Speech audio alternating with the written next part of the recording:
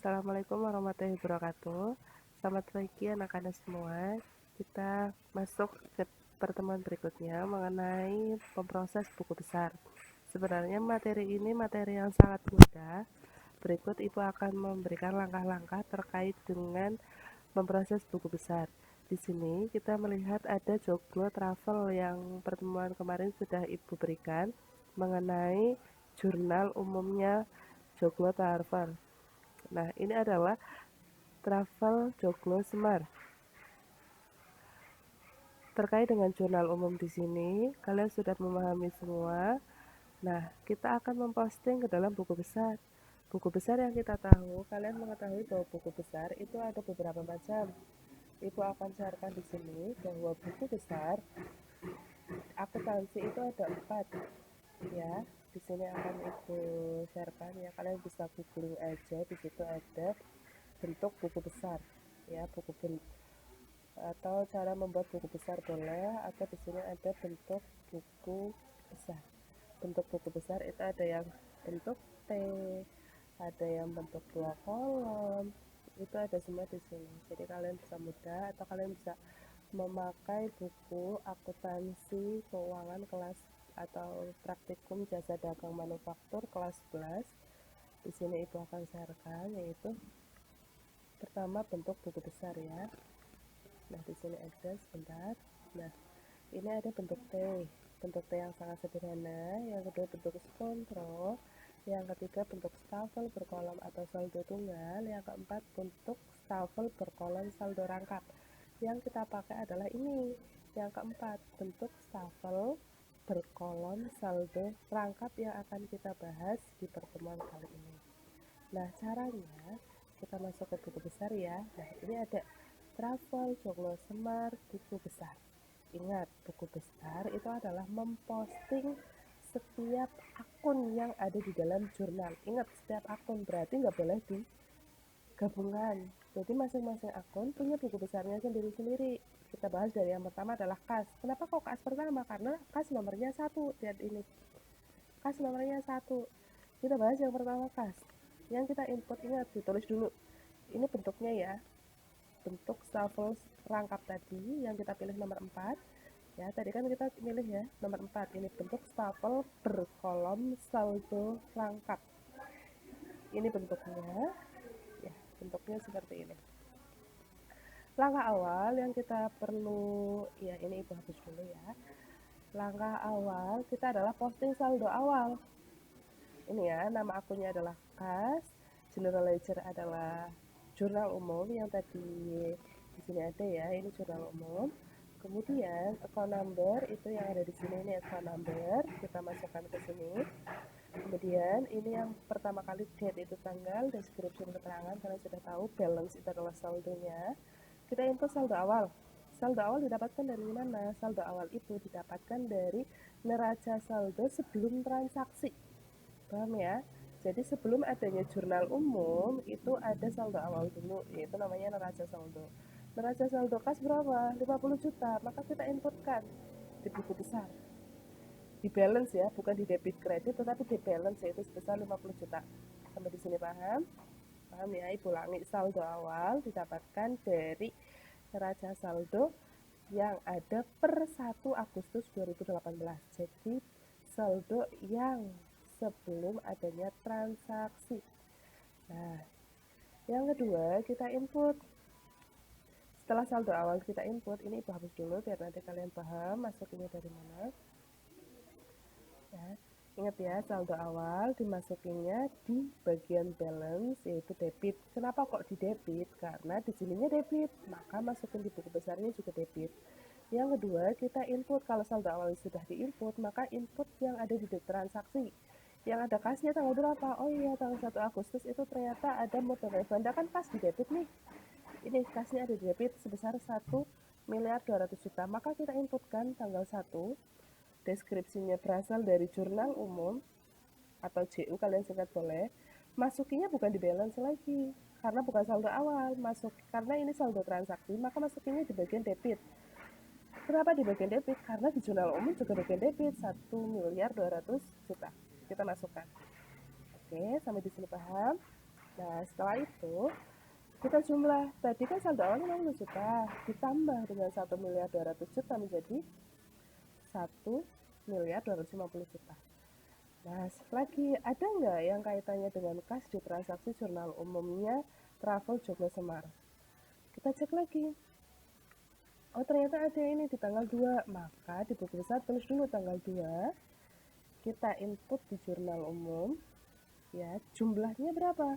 Di sebelah debit atau kredit? Kita cek. Di kredit sepertinya. Iya, memang di kredit.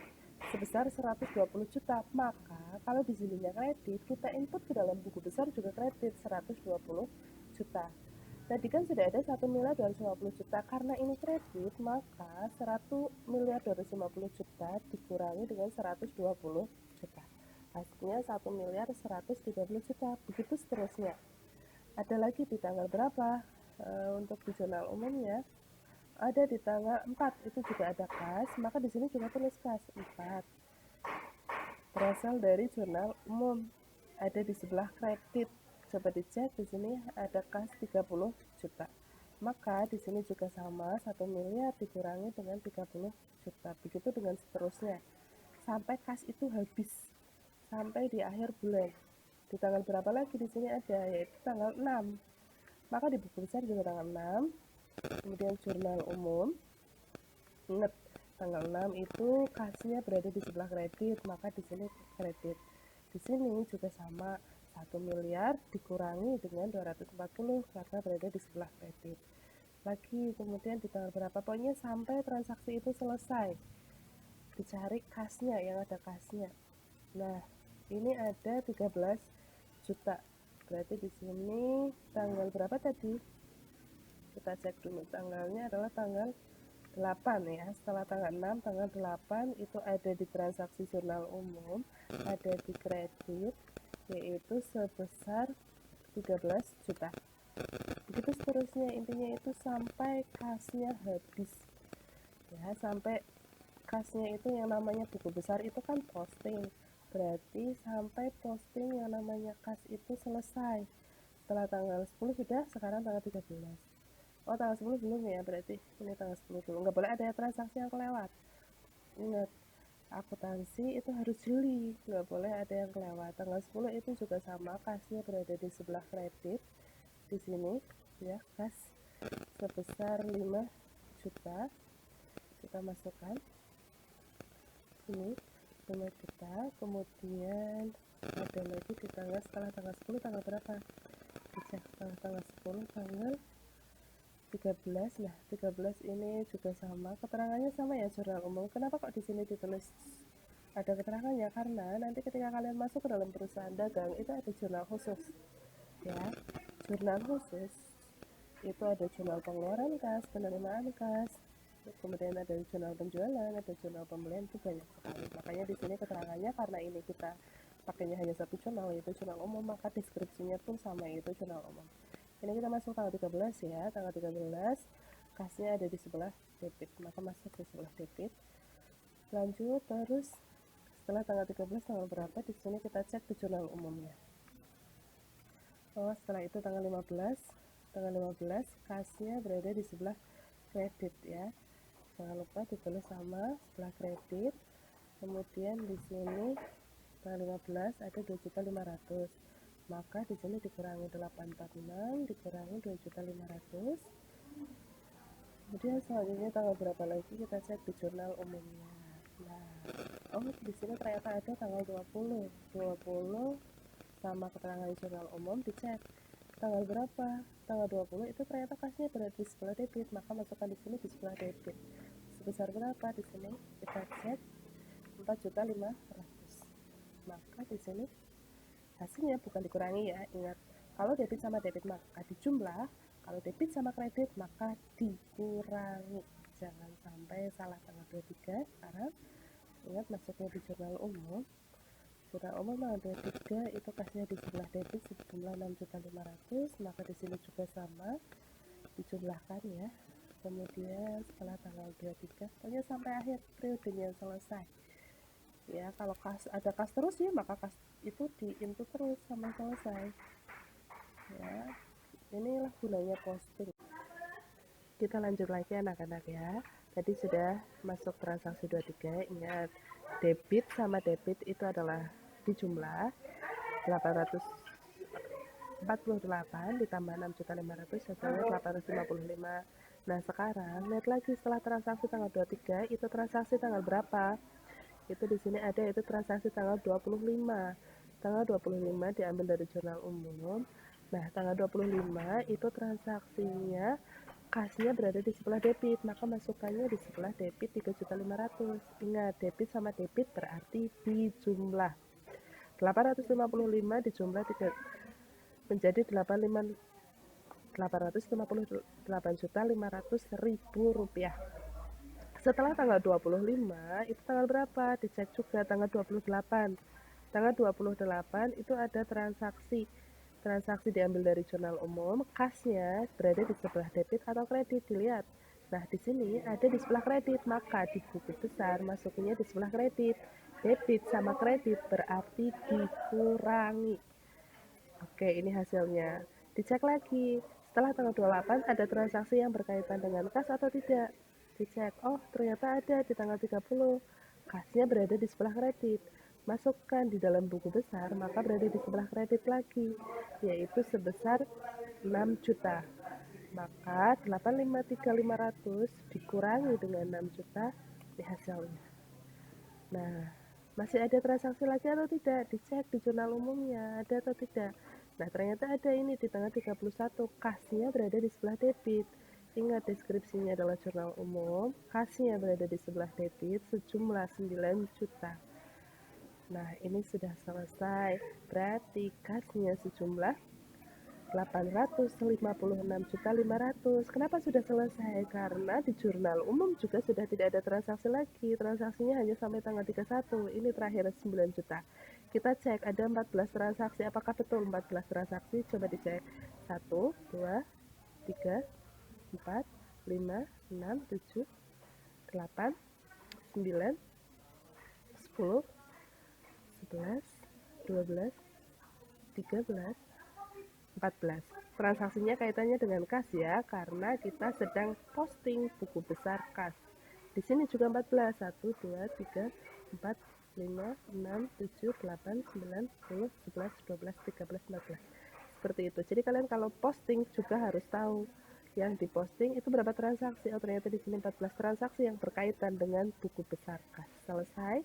Kas yang tadinya di tanggal 1 Agustus 50 juta, setelah ada transaksi di tanggal 1 sampai 31 Agustus kita buatkan buku besar, maka yang tadinya 50 juta menjadi 856.500. Kalian buat juga neraca saldonya. Jadi neraca saldo ini adalah kumpulan saldo akhir yang ada di dalam buku besar. Sampai di sini paham? Ingat, saldo akhir ini akan menjadi saldo awal di dalam neraca saldo per 31 Agustus. Ini dilihat ya, per 31 Agustus menjadi 8 ini. Ini akan menjadi, nah saldo akhir ini kan saldo akhir buku besar kas. 856.500 akan menjadi saldo di dalam neraca saldo per 31. Ingat, ini saldo awal 1 Agustus 50 juta. Setelah ada transaksi ini, transaksi selama 1 bulan, kita cek di buku besarnya, di posting buku besar kas, yaitu kasnya menjadi 856.500.000. Paham? Jadi kalian buat buku besar seperti ini. Setelah kas apa? Piutang. Maka kalian buat juga piutang usaha. Nah, piutang usaha saldonya berada di sebelah mana? Dicek. Debit 30 juta, maka masukkan debit 30 juta. Caranya hampir sama persis seperti tadi. Nanti saldo akhir ini akan menjadi saldo di dalam neraca saldo 31 Agustus 2018. Antara debit dan kredit harus sama besarnya, harus seimbang. Oke, kalian paham? Ini namanya posting. Labu harus diinput semua, harus. Semua akun yang ada di dalam neraca saldo 1 Agustus ini harus diinput ke dalam buku besar ini berdasarkan transaksi yang ada di dalam jurnal umum. Paham? Semua transaksi yang ada di dalam neraca saldo, kalian buat juga neraca saldo 31 Agustus berdasarkan saldo akhir yang ada di dalam buku besar. Jadi, langkah awal kalian posting ke buku besar. Karena kas tadi sudah, langkah selanjutnya adalah piutang. Kalian tulis dalam buku praktikum jasa dagang dan manufaktur sebagai bahan praktek pertemuan kita di minggu ketiga. Nanti untuk pengumpulannya Ibu akan kirimkan share link di minggu yang akan datang. Jadi ini 1 minggu kalian buat buku besar dan neraca saldo 31 Agustus 2018 travel joglosi. Sekian dari Ibu. Apabila ada yang mau bertanya, silahkan tanyakan di aplikasi pembelajaran daring kita di Microsoft 365. Sekian dari Ibu. Assalamualaikum warahmatullahi wabarakatuh.